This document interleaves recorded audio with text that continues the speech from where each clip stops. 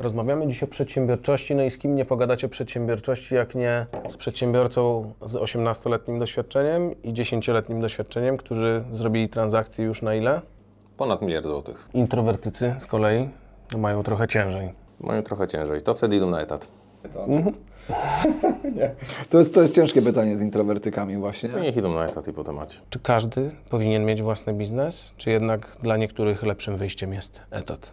Chętnie wezmę kontakt do twojego farmaceuty.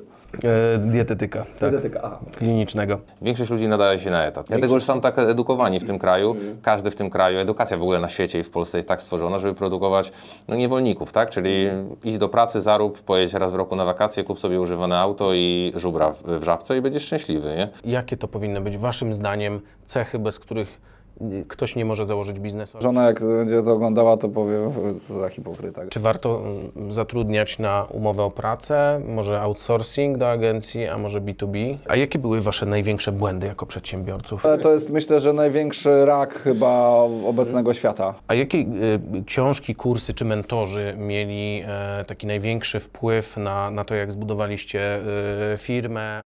Dzień dobry widzowie. Dziś z nami panowie Maciej Wellman, Patryk Sołtysiak z projektu Flip na Pierwotnym.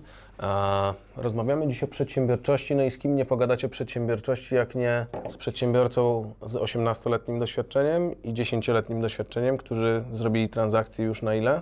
Ponad 1 miliard złotych. Ponad 1 miliard złotych, 2700 mieszkań mniej więcej w obrocie? Coś koło tego. Panowie, coraz bardziej modne robi się posiadanie własnego biznesu. Czy każdy powinien mieć własny biznes, czy jednak dla niektórych lepszym wyjściem jest etat? Znaczy ja myślę, że nie dowiesz się, jak się nie przekonasz. Natomiast na pewno to nie jest biznes nie jest dla każdego. Są pewne jakby wysublimowane cechy, które powinien posiadać dany przedsiębiorca, żeby taki biznes prowadzić. Natomiast ja jestem tego dobrym przykładem, bo przechodziłem, można powiedzieć, przez cały kwadrant, jak to się mówi, przepływu pieniędzy i doświadczenia ludzkiego, ponieważ pracowałem na etacie przez 7 lat. Byłem samozatrudniony, czyli robiłem flipy w własnym zakresie, można powiedzieć wspólnie z tatą. Potem otworzyliśmy biznes akurat z Maćkiem, jeśli chodzi o flip na Pierwotnym, gdzie początkowo budowaliśmy ten zespół i finalnie doszedł on do takiego poziomu. No a teraz kształcę się w zakresie pracy, ale kapitałem, żeby kapitał ten czas mój nadrabiał i wykorzystywał, więc tutaj akurat myślę, że są na każdym etapie różne ważne cechy danej osoby, która powinna je posiadać, bo nie każdy może czuje się dobrze w delegowaniu różnych poleceń, tak, zlecaniu czegoś, woli to zrobić sam, tak jak samozatrudniony, czy w ogóle pójść o 8 do pracy i skończyć o 16, zrobić pik i już się niczym nie martwić, bo tego samozatrudniony niestety nie ma 24 godziny myśli. Ale trzeba przejść przez ten kwadrant cały, bo Maciej jest zaprzeczeniem tej zasady akurat, no bo Maciek, ty w życiu nie pracowałeś na etacie. W życiu nawet nie byłem na rozmowie kwalifikacyjnej w żadnej firmie. Jak miałem 18 lat, otworzyłem JDG, ale czy ta droga, którą ja podążałem, jest lepsza od takiej na etacie? Jest na pewno inna. Jeżeli chodzi o prowadzenie i przetrwanie w polskich realiach podatkowych, to jest na pewno mi dużo lżej, no bo żyję z tym od samego początku. Ale jeżeli chcesz stworzyć własną firmę, no to fajnie jest zostać korposzczurem na 3-4 lata, żeby zobaczyć, jak działają duże firmy, zobaczyć ich strukturę zarządzania i tak dalej, no bo idziesz do takiego, nie wiem, Microsoftu czy Ikei i kupujesz od nich te najlepsze rozwiązania, a tak wszystkie musisz wdrażać samemu. Jest to jak zwykle czasochłonne, więc pytanie, czy jak będziesz chciał tworzyć przedsiębiorstwo, które ma zatrudniać 100, 200, 200 osób, to czy nie lepiej iść na etat, niekoniecznie dla pieniędzy, tylko Pobawić się ich zasobami. Pobawić się, skopiować, wdrożyć te ich najlepsze rozwiązania, dokładnie, zainspirować się tym i przenieść to potem do tej własnej wymarzonej firmy, którą będziesz tworzył, to myślę, że warto by było pójść na etat. Ja nie poszedłem, bo mentalnie nie byłem na to przygotowany, ale odpowiadając na twoje pytanie, większość ludzi nadaje się na etat. Dlatego, że są tak edukowani w tym kraju, każdy w tym kraju, edukacja w ogóle na świecie i w Polsce jest tak stworzona, żeby produkować niewolników, tak? Czyli idź do pracy, zarób, pojedź raz w roku na wakacje, kup sobie używane auto i żubra w Żabce i będziesz szczęśliwy, nie? no niestety tak kształcenie podstawowe i potem to wyższe do tego przygotowuje te osoby, więc oni nie za bardzo mają wyjście, nie mają za bardzo możliwości wyjścia poza ten schemat.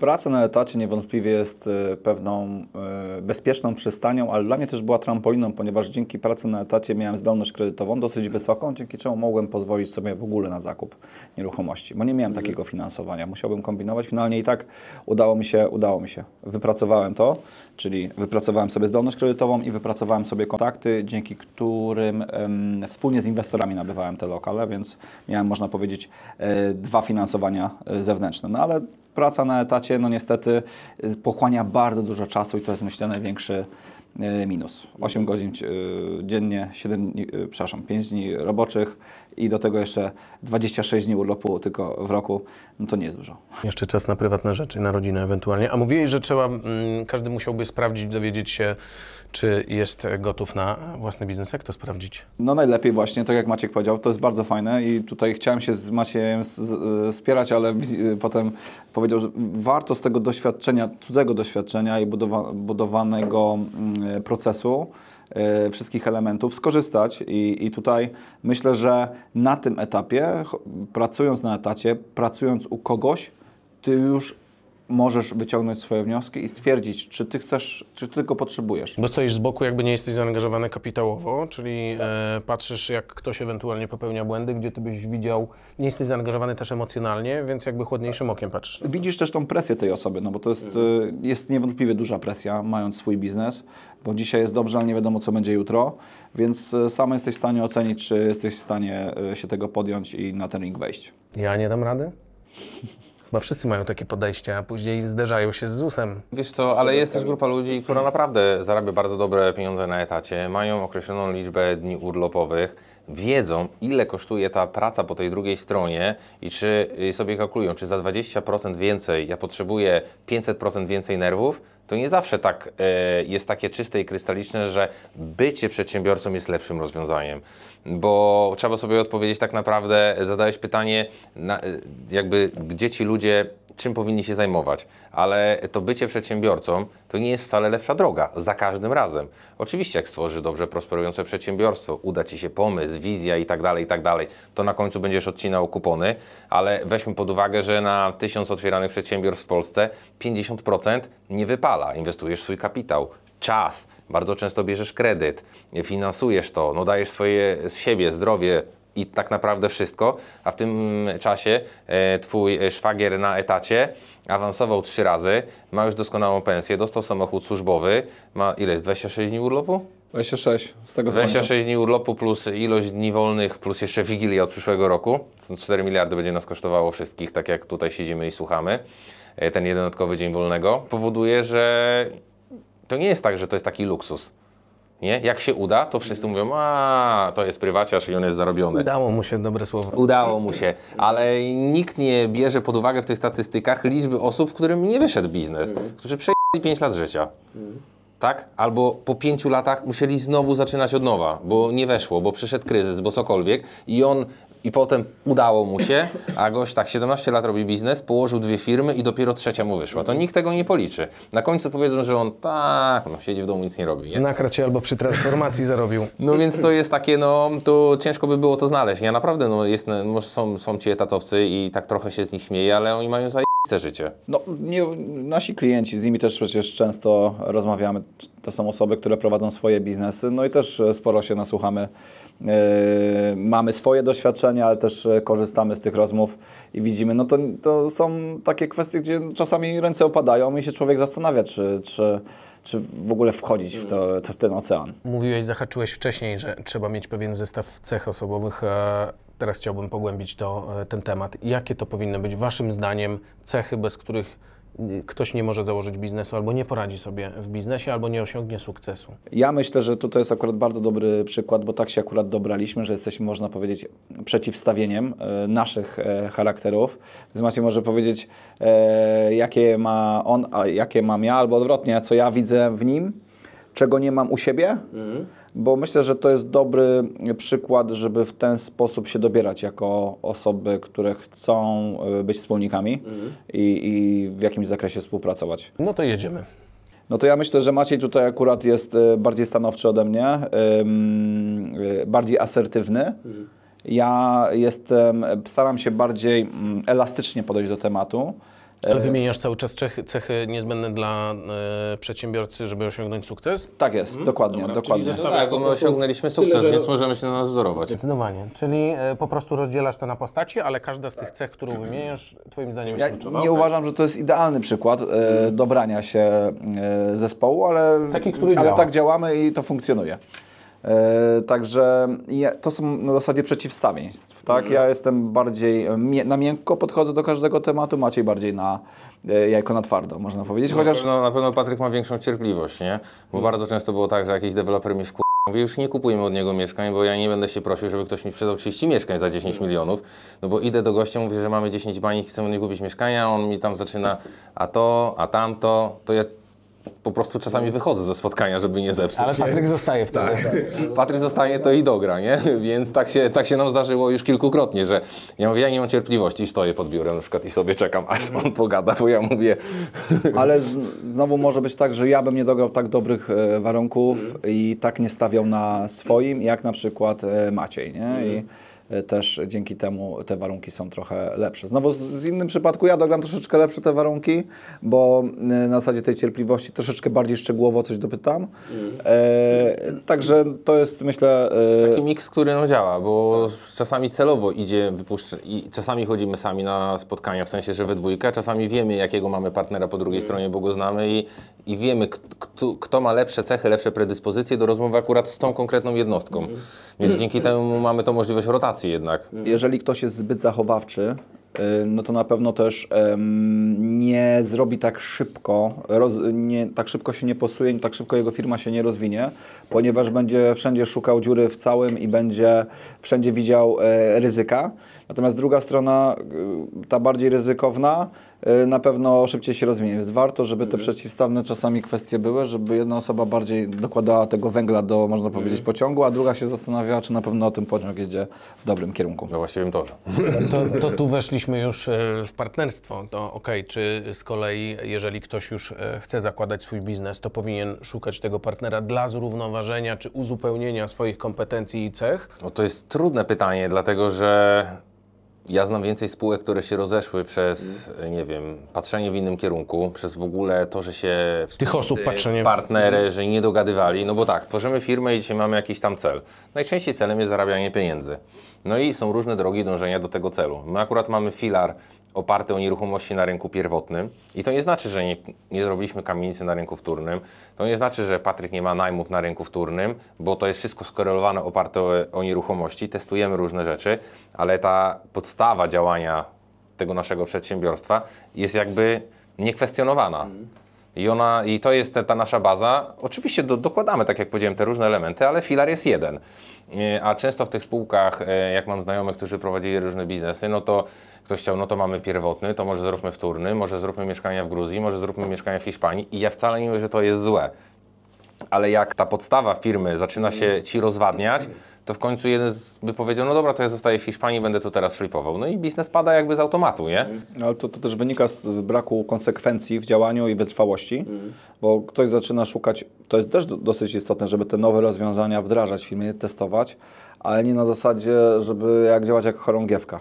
Że nagle robimy pivot i w ogóle cała ta kolejka czy cały ten pociąg na inny tor. Ta konsekwencja w danym korze biznesowym, który sobie wypracowałeś i pogłębienia tematu możliwie jak najbardziej jest bardzo istotna, a to wynika właśnie też z cierpliwości i z takiej wytrwałości w dążeniu do celu. Więc myślę, że przedsiębiorca przede wszystkim powinien być taki i powinien być też odważny, bać się, ale iść dalej. Jak to Jacek Walkiewicz zwykł mawiać i to jest dywiza, którą się też posługuję. Boję się, ale robię. Maciej, ty coś byś dorzucił do tego zestawu cech? Że się nie boję. Ja dorzucę z kolei swoją maksymę. Nie chodzi o to, żeby być nieustraszonym, ale chodzi o to, żeby strach nas nie zatrzymał. Tak jest. A jakie umiejętności warto w sobie rozwijać, żeby prowadzenie biznesu było łatwiejsze? Czy to jest właśnie ta cierpliwość do ludzi, do urzędów? Słuchanie innych osób, myślę, że to jest kluczowe. No my od początku siebie słuchaliśmy, bo akurat jakby każda inwestycja, każde mieszkanie, które zostało kupione z tych 2700 sztuk, ono przechodziło przez nas jakby wspólnie. Czyli decyzja o tym, że ta inwestycja jest dobra, wymaga akceptacji 2 osób. Nikt tu nie podejmuje zero-jedynkowo decyzji, znaczy nawet jak podejmie, to i tak pokazuje tej drugiej osobie, jest taki i taki temat, takie i takie warunki, czy to jest ok, czy my to kupujemy. Więc 2 niezależne spojrzenia no bardzo często pozwalały nam podjąć trafne decyzje, a trafna decyzja to jest też niezajęcie pozycji. Czyli nie każdy temat, który wydawał nam się, na przykład mi, super ekstra perspektywiczny, no to druga osoba patrząc na to pod kątem, nie wiem, chociażby nawet strachu. Mówi, może nie do końca, może zbyt ryzykowny jest ten temat, więc zawsze to patrzenie z tych 2 stron od samego początku no, dało nam taką skuteczność, jaką mamy dzisiaj. Ja myślę, że tutaj może ta wypowiedź będzie trochę chaotyczna, za co widzów bardzo przepraszamy, ale wierzcie mi, nie przygotowywaliśmy się do tej rozmowy, ale fajne jest to, jak masz wspólnika i jeden jest w gazie i mówi coś, to drugi zawsze może się zastanowić. I w tym wypadku akurat wpadła mi jedna myśl do głowy. Myślę, że bardzo ważne jest też w biznesie zaufanie. Po prostu, jeżeli nie będziesz ufny, nie będziesz ufał ludziom, no to finalnie tego czasu stracisz zdecydowanie więcej. To jest podstawa w budowaniu w ogóle. Nawet tym obcym, jak dopiero podchodzisz do kogoś w relacji? Tak, no musisz to zaufanie niestety, no możesz weryfikować pewne kwestie, ale finalnie tak musisz danemu człowiekowi zaufać, więc nawet jeśli okaże się to być nietrafnym wyborem, współpraca z daną osobą, no to jest pewien wachlarz. Na te 10 osób zawsze się znajdzie ktoś, kto finalnie będzie chciał Cię oszukać, ale te po 9 pozostałych zbuduje z Tobą zdecydowanie więcej. Tylko tutaj Patryk akurat się odniósł do tego, że tam chce Cię oszukać, nie? Ja myślę, że jak ktoś wchodzi z kimś w biznes, to już musiał z premedytacją myśleć o oszustwie, ale tu bardziej chodzi, ja bym tak to widział, że musisz mieć zaufanie, że ta druga osoba też będzie chciała zarabiać cash, już nie idąc tak daleko, że będzie defraudowała środki, powiedzmy, że ze spółki. Gdzieś tam to słyszy się o takich sytuacjach jakby ekstremalnych, ale wydaje mi się, że większy procent problemów wszystkich biznesów takich partnerskich w Polsce jest to, że potem się przesuwa ta granica, że zaczynaliśmy robić po połowie, potem jest 60-40, a potem jest 95,5, bo sobie wspólnik otworzył browar i on teraz będzie piwo pędził, tak? Na przykład. Teraz oczywiście bardzo tu kontrastuje to, ale no 8 lat razem to jest dużo. Mogę to powiedzieć obiektywnie, bo znam parę osób, które prowadzą biznes w tym kraju. Bardzo dużo tych firm się porozchodziło, więc ta średnia nie jest najniższa. I bez wielkich spięć jakichś nie widać było, żebyście walczyli w social mediach i się obnażali nawzajem, kłócili. No raczej nie, raczej nam ten biznes chodzi. Cały czas się rozwijamy, cały czas się uczymy, bo jednak te fluktuacje na rynku nieruchomości w Polsce są naprawdę bardzo duże. I te metody, które wprowadziliśmy 3 lata temu, 4 lata temu, one dzisiaj działają, ale musieliśmy się dostosować, więc trochę też pokory. A jakie są największe mity o prowadzeniu własnej firmy, które rozbijają się o rzeczywistość? No myślę, że tak, że będziesz spał spokojnie, że urlop Ci się przynależy, bo nie ma czegoś takiego. No my nad pierwsze urlopy zaczęliśmy latać po 4-5 latach prowadzenia biznesu. Dlatego, że po prostu już zmęczenie było tak duże, a na początku w ogóle się o tym nie myśli. To, że firma nie ma płynności, to nie dotyczy tylko i wyłącznie Ciebie, albo masz odpowiedzialność za pracowników, których tak naprawdę to nie interesuje, więc mając kogoś pod sobą, bo co innego jak jesteś jednoosobowym JDG-iem, ale mając kogoś pod sobą musisz tym ludziom zapełnić to wynagrodzenie i nieważne, czy kontrakty są, czy ktoś Ci zapłacił, czy nie zapłacił. Więc to się wiąże z tym, że prowadząc firmę odpowiadasz za kogoś, a będąc u kogoś na etacie po prostu to wszystko Cię nie dotyczy. Jest takie popularne stwierdzenie wolność finansowa. No to w biznesie tego nie doświadczysz, to na pewno. To jest myślę mit. To jest organizm, który funkcjonuje i nie możesz wyjść sobie tak po prostu całkowicie z spółki. Oczywiście są osoby, które lepiej sobie wypracują dany biznes, jeśli chodzi o swój czas wolny i mają pewne zasady, do których dążą, natomiast finalnie i tak gdzieś tam głową jesteś zaangażowany. Troszeczkę inaczej wygląda to w momencie, kiedy pracują za Ciebie pieniądze. Tutaj faktycznie ta wolność finansowa jest do uzyskania. A jakie były największe wyzwania w budowaniu waszego biznesu? Jak sobie też z nimi poradziliście? No, największym wyzwaniem to było to zaangażowanie czasowe jednak mimo wszystko na początku. Gdzie Ile to godzin było tak mniej więcej na samym początku? Jak... Całe dostępne godziny. Całe 2 lata można powiedzieć. Były wyjęte z życiorysu, więc... Tak. No to praca po 7 dni w tygodniu, ponieważ szkolenia są zawsze sobota, niedziela, na wyjeździe od poniedziałku do piątku, więc zawsze to były 2 tygodnie ciągiem. Pierwszy rok w ogóle myślę, że byliśmy samozatrudnieni, nie byliśmy biznesowo, jakby nie można było tego nazwać biznesem, bo robiliśmy wszystko sami. Od umawiania hoteli, po dogrywanie, właśnie badanie rynku, umawianie spotkań, obsługa klientów, telefony. Czyli po 2 latach dopiero zaczęliście Nie, po roku. Nie, po roku zatrudniliśmy. Pierwszy rok, no bo tak, raz chcieliśmy, jak chcesz kogoś zatrudnić na stanowisko, to musisz wiedzieć, co ta osoba robi, żeby móc ją weryfikować. Więc tak czy siak, nigdy byśmy nie zatrudnili od początku asystentki, bo nawet nie wiedzielibyśmy jej za bardzo, co jej zlecić. Więc rok przeoraliśmy sami, ale w pierwszym roku zrobiliśmy 11 czy 12 szkoleń. Każde w innym mieście w Polsce, nie będąc nigdy wcześniej w Lublinie, nie będąc nigdy wcześniej w Rzeszowie, nie będąc inwestycyjnie w Szczecinie. Więc my dzisiaj po 7 latach, 8 latach prowadzenia biznesu obsługujemy tylko 6 miast, a w pierwszym roku we dwójkę obsłużyliśmy 12. No więc jakby poziom pracy wykonanej i zrealizowanej był, nie wiem, 500 razy większy niż teraz, bo teraz jest cały zespół osób, które nad tym działa. No więc tutaj zdobycie tego doświadczenia przez zaangażowanie niesamowitej ilości czasu, to jest takie, myślę, kluczowe. No, myślę, że to największym wyzwaniem finalnie również było zbudowanie zespołu.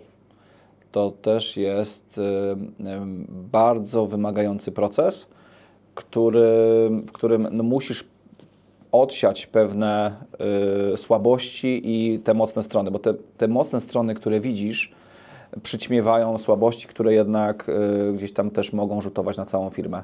Więc to jest bardzo ciekawy proces, ale równie pracochłonny. A jak zatrudnialiście? To było na zasadzie, że w pewnym momencie już się przestajecie wyrabiać z jakimiś obowiązkami? Czy raczej to była projekcja w przód, że okej, będziemy potrzebowali za pół roku, bo będziemy trochę bardziej rozwinięci z działaniem?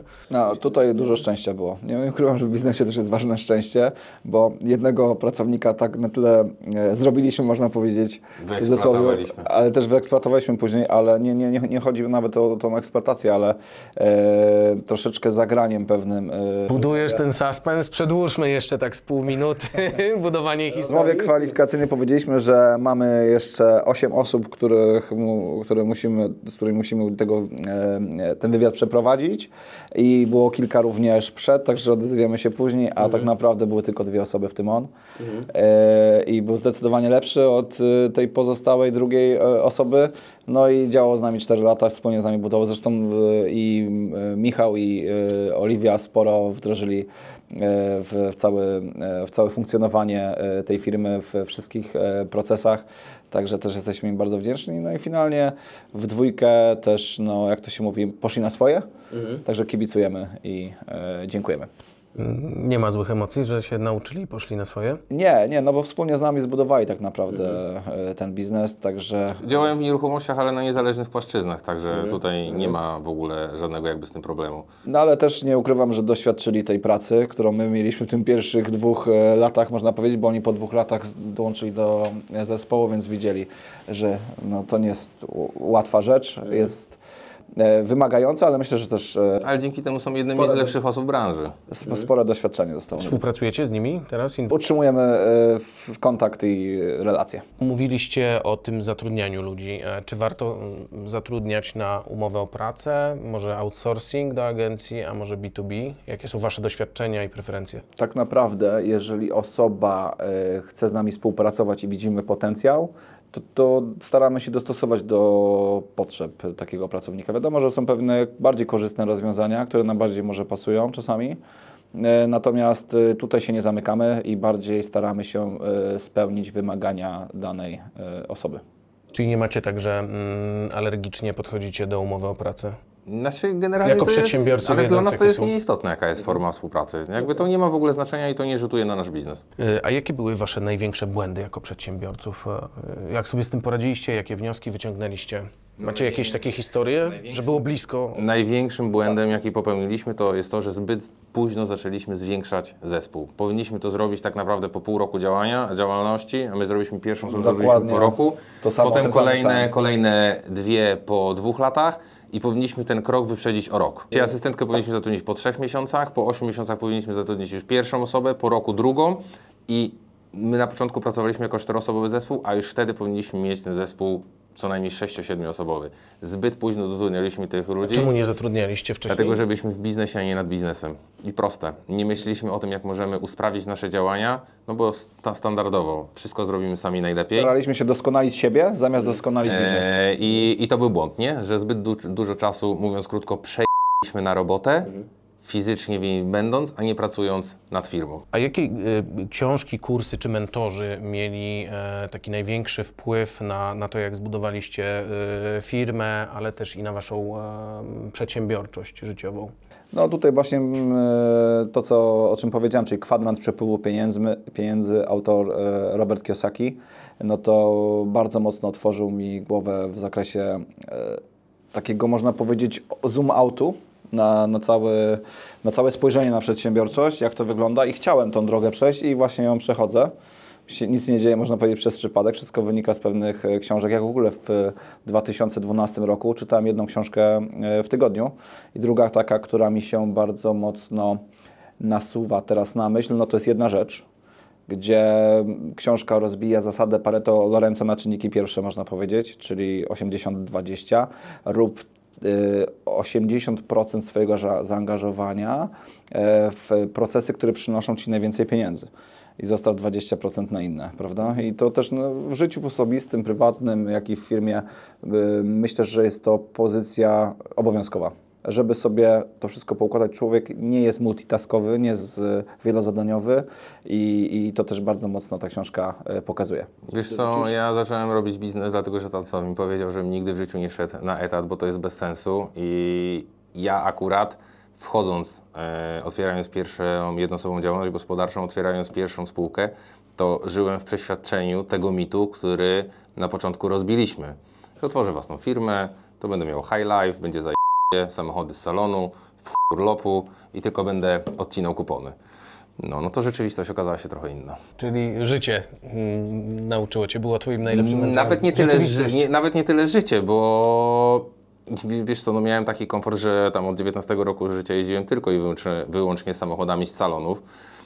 Więc ten komfort życia był, ale trzeba sobie odpowiedzieć, ile trzeba było godzin przeorać na ratę, bo to zawsze coś za tym stoi. Więc no ten biznes i prowadzenie tego biznesu sporo mnie nauczyło, nie? Dzięki temu doświadczeniu też jesteśmy tu, gdzie jesteśmy, no bo każdy ofercowy musi zapłacić, nie? Czy przedsiębiorca powinien skupić się laserowo na jednej rzeczy, czy raczej już od początku szukać tej dywersyfikacji swoich przychodów, swojej działalności? No na początku to jest niemożliwe. No bo jeżeli zaczynasz prowadzić biznes, jesteś mechanikiem samochodowym, tak? No to ciężko, żebyś od jutra był lakiernikiem. No raz, że nie masz na to kapitału, bo zaczynając z reguły własny biznes, największy problem przedsiębiorca w Polsce ma ze zdobyciem finansowania, bo jednoosobowa działalność gospodarcza średnio dostaje kredyt po 2 latach i dużo trudniej Ci go jest uzyskać, niż ja będąc zatrudniony w Twojej jednoosobowej działalności gospodarczej, bo tak już po 3 miesiącach możesz wziąć kredyt. No to jest parodia polskiego systemu bankowego, więc gdyby nie to, że my się precyzowaliśmy na ten rynek pierwotny, jesteśmy najlepsi w Polsce w nim i byśmy zaczęli robić wtedy i wtórny, i kamienice, i działki, i budowa domków z drewna nad morzem, to potem, żebyśmy tutaj nie byli, no bo byśmy rozproszyli swoją uwagę. Tutaj też myślę, że warto się w dany proces laserowo, tak jak to powiedziałeś, wdrożyć, poznać jakby czynniki pierwsze, które rzutują na finalny ten proces, prawda? Z czego on się po kolei składa, jednak przejść przez to, stracić ten czas, no bo finalnie wtedy lepiej zespół i ogólnie cały biznes zbudujesz. Trochę tego czasu niestety na początku trzeba więcej stracić, więc ja się do końca zgodzę z tym, że ta droga, którą przeszliśmy, jest zła. Ona nie jest najlepsza, ale dzięki naszym umiejętnościom, które sobie wypracowaliśmy, doświadczeniu, które nabyliśmy na samym początku, finalnie myślę, że ta struktura organizacyjna i nasza firma dzisiaj tak wygląda, a nie inaczej. A jak zarządzacie czasem i priorytetami, żeby nie utknąć w tej bieżączce, w tym działaniu takim codziennym? Tutaj nie ma czegoś takiego, tak jak powiedziałem, jak podzielność uwagi. Jak robisz dobrze biznes, no to niestety pozostałe sfery życiowe troszeczkę są, no można powiedzieć, gdzieś bliżej dna. Kuleją. Kuleją, tak, czyli no niestety zdrowie Leją i później na kulało. dno. Natomiast jeżeli widzisz, że biznes już gdzieś tam coś osiągnąłeś i to idzie, no warto, żeby doskonalić te pozostałe sfery życiowe, czyli właśnie zdrowie, przede wszystkim rodzina, też doskonalenie innych Twoich cech, umiejętności. Warto, żeby o tym nie zapominać, żeby myśleć o tym, bo niestety jeżeli biznes za bardzo Cię pochłonie, no to może się okazać, że rodzina, którą masz, finalnie niestety ją stracisz. Zdrowie, które miałeś, również może tutaj ucierpieć i tego biznesu nie zrobisz, no bo krócej pożyjesz i nie będziesz się cieszył. Warto się również cieszyć z małych rzeczy, z małych sukcesów, no bo one tak naprawdę budują naszą motywację i nasze podejście do dalszych działań. A ten stres, to takie wypalenie i ta presja, jak sobie z tym radzicie? Wiesz co, no zawsze możesz kupić nowe auto i płacenie rat cię do tego zmotywuje, co ja na przykład robię co roku, więc nie ma miejsca na wypalenie zawodowe. Ja akurat bardzo lubię podróże, te małe i duże. Często podróżujemy razem z rodziną, czwórkę, też zbieramy znajomych, także nawet jeździmy grupami 20-osobowymi i to jest mega fajne, bo nie dość, że doświadczasz nowych przygód, nowych miejsc, to jeszcze widzisz, jak ludzie w różnych sytuacjach się zachowują. I to jest fajne, bo masz to doświadczenie i tego nie zapominasz. Płynnie przeszliśmy do następnego pytania o networking. Czy warto się skupiać na tym, żeby rozwijać swoją siatkę kontaktów, czy lepiej skupić się na tym, żeby rozwijać swój biznes i na tym, co robię dobrze teraz, a później ewentualnie zająć się rozsiewaniem tych wici swoich? No tak, no biznes to relacje i to, że robisz coś bardzo dobrze, to akurat ten punkt w ogóle nie koliduje z rozwijaniem relacji, szukaniem współpracowników, kontrahentów i tak dalej. To moim zdaniem robienie biznesu i budowanie relacji to jest jedno i to samo. Nie da się robić biznesu bez relacji, nie da rady budować relacji biznesowych nie będąc w biznesie, więc to jest chyba takie must have, że musisz to połączyć, żeby odnieść sukces. Introwertycy z kolei mają trochę ciężej. Mają trochę ciężej, to wtedy idą na etat. Nie. To jest ciężkie pytanie z introwertykami właśnie. No niech idą na etat i po temacie. Mają po prostu trudniej. Introwertycy mają po prostu trudniej, ale podziwiam takie osoby, które mają jakby jakieś blokady, jeśli chodzi o kontakty, że sobie mimo wszystko radzą. Bo to jest, myślę, ważna rzecz. Relacje są naprawdę istotne i budowanie tej siatki kontaktów daje Ci niesamowitą dźwignię do dalszego działania. A jakie trendy w biznesie widzicie jako przyszłościowe? W jakie branże warto wchodzić w 2025 roku i w przyszłości? Myślę, że tutaj modne jest stwierdzenie optymalizacja kosztów, żeby gdzieś tam ciąć w procesie, zastanowić się nad tym, co się dzieje, podejść do tego troszeczkę inaczej. Myślę, że dobrym przykładem będzie śledzenie tego, co robi obecnie rząd w Stanach Zjednoczonych. To może być taki trend, który finalnie przerzuci się na inne państwa, ale też inny model w ogóle biznesowy. To jest dosyć popularne. Jeśli chodzi natomiast o samo podejście do biznesu, no to cała moda związana ze sztuczną inteligencją, myślę, że pochłonie świat i dużo rozwiązań będzie wdrażanych w danych firmach, przez co też wakaty no niestety się zmniejszy się ilość zatrudnionych osób, wiele branż, wiele jakichś nisz zostanie zlikwidowanych z tytułu wdrożenia sztucznej inteligencji i przez to myślę, że ludzie będą musieli troszeczkę inaczej podejść do samych inwestycji, będą musieli zacząć więcej ryzykować, uczyć się, jeśli chodzi o pracę kapitałem, jako drugą nogę, jako coś, co będzie przynosiło dodatkowe korzyści finansowe. Coś, o czym ludzie wcześniej nie myśleli. Myślę, że w najbliższym czasie w tym kierunku świat pójdzie.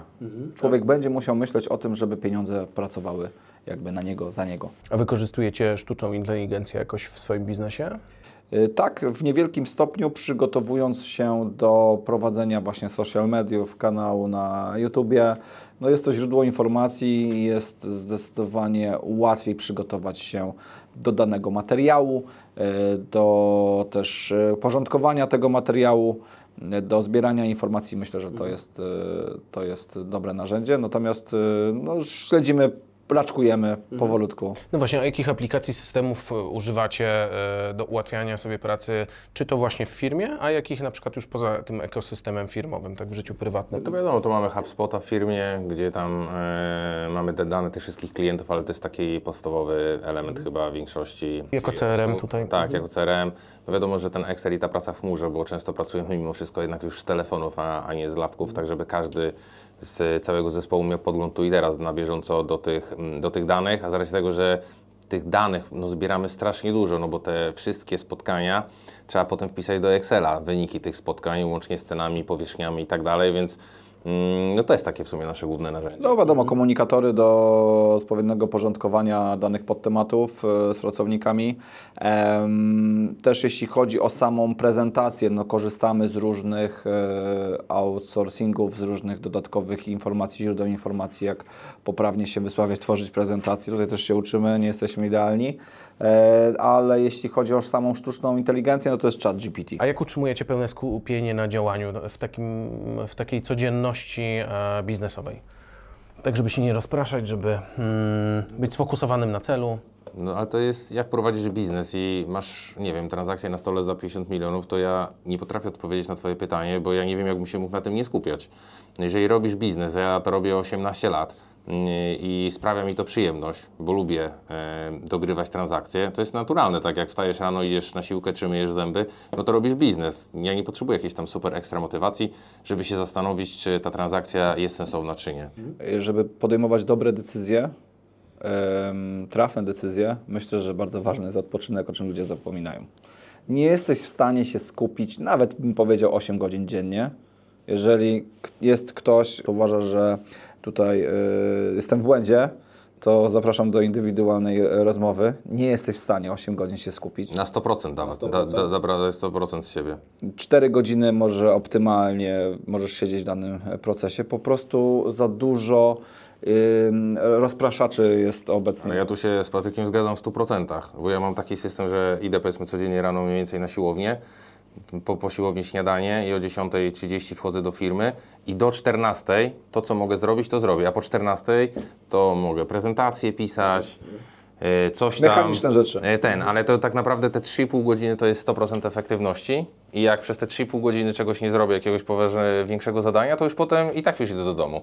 W cudzysłowie, bo i tak odbieram te telefony, ale to są rozmowy takie jakby schematyczne, które nie wymagają zaangażowania. Tak naprawdę 3,5 godziny tylko dziennie takiej aktywności. Warto, żeby zmienić w ogóle położenie, nie siedzieć cały czas w jednym miejscu, czasami wstać, trochę popracować chodząc, troszeczkę podzwonić, nie siedzieć 8 godzin przy laptopie, czasami wyjść na spacer, skorzystać z tej przerwy i nie zapominać o niej, bo... Tylko żeby była jasność, to nie jest tak, że ja pracuję 3,5 godziny dziennie, bo jeszcze 60 000 kilometrów w roku walimy za kółkiem mniej więcej, każdy z nas niezależnie i siedzimy w pracy po 18 godzin, tylko że tej efektywnej pracy to jest 3,5, tak jak Patryk powiedział, 4 godziny, a potem to już patrzysz w tego Excela i przepisujesz te dane, tak w cudzysłowie mówiąc, ale no nie wymyślisz koła nowego. Nie wymyślisz złotego pomysłu. Nie zdarzyło chyba nam się, żebyśmy siedzieli na przykład, nie wiem, tak jak kiedyś w pracy do 19, czy prowadzisz szkolenie 15 godzin z networkingiem i przyjdziesz do pokoju o 23 i powiesz, teraz mam super pomysł na biznes. To tak nie działa. To możesz to zrobić o 6 rano, albo o 7, albo chodząc na bieżni, czy jakkolwiek, pływając na basenie z rana, to jest szansa, że to jest ten czas, nie? No ale nie tam po 12 godzinach. Myślę, że bardziej efektywne byłoby to niż to siedzenie między 8 a 20 czy tam 19, że więcej byśmy zrobili, gdybyśmy siedzieli, rozłożyli to na 2 dni i więcej faktycznie by biznes korzyści z tego wyciągnął niż te 3 godziny czy tam 4 nawet więcej, ale jednego dnia.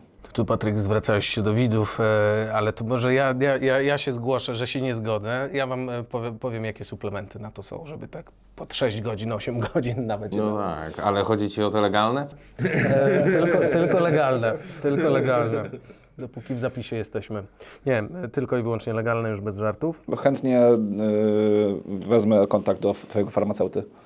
Dietetyka, tak. Dietetyka, aha. Klinicznego. A w jaki najgłupszy sposób potraficie marnować swój czas? Także łapiecie się nad czymś, że coś... Skrolując bez sensu social media. To rzeczywiście trochę jest, nie? Że siedzisz w takiej robocie, jesteś i chwytasz ten telefon, bo znowu masz o 16 nieodebranych połączeń i mówisz odzwaniać, no nie. I wyłączysz jakiegokolwiek sociala i siedzisz, patrzysz, od 20 minut minęło, nie? Ale wiesz, to chyba i tak jest lepsze niż odzwanianie. Nie, ale to jest, myślę, że największy rak chyba obecnego świata. Tak, social i też media. to dotyczy. I ja... Ale macie tę świadomość i przerywacie. My jesteśmy... Po godzinie dopiero nagle Nie, w ogóle jest zasada, żeby nie wchodzić w dzień, bo to zabiera czas, więc po prostu Ale to robimy, sporadycznie. ale nie? to robimy. No tak, bo to jest silniejsze. Nie możemy, mówimy, że tego nie Wyplenić, robić. nie można tego wyplenić. Straszny nauk. Ja nienawidzę tego nawet. Staram się gdzieś tam rzucić ten telefon, ale żona jak będzie to oglądała, to powie, co za hipokryta gada, robi jedno, robi drugie. No nie da się, po prostu się nie da, nie? Bo też ilość wiadomości, która przychodzi przez komunikatory, czyli nie wiem, masz WhatsApp, Instagram, Facebook, Slack i tam jeszcze z 2 komunikatory, no to siłą rzeczy, nawet jak masz wyłączone powiadomienia, a masz kontrahentów, którzy pracują na Telegram i tak dalej, na różnych platformach, to siłą rzeczy ty musisz w te platformy wejść nawet raz na godzinę i sprawdzić. No jak już wejdziesz, to przepadłeś, nie? Więc jakby tu nie jesteś w stanie od tego uciec, no bo masz kontrahentów, każdy używa czegoś tam, a pracując z bardzo szeroką grupą odbiorców, no musisz się z nimi komunikować. Dzisiaj komunikatory chyba są nawet bardziej rozpowszechnione niż rozmowa telefoniczna. Więc siedzisz na tym telefonie i ładujesz te wiadomości, tak? To co, mniej marnowania czasu życzyć Wam sobie? Ja chciałbym więcej takich spotkań. Wiem, że to jest logistycznie ciężkie, ale takich face to face, bez tego promieniowania przede wszystkim, jeśli chodzi o urządzenia. No bo nawiązywanie relacji, ogólna współpraca, no to jedno to jest słowo, drugie to jest gestykulacja, trzecie to są emocje, także sporo innych około, że tak powiem, kontaktowych kwestii, które są ciekawsze i nie są szkodliwe dla zdrowia przede wszystkim. To życzę więcej spotkań Wam, sobie i widzom. Dzięki za dziś, panowie. Dzięki bardzo. Dziękujemy.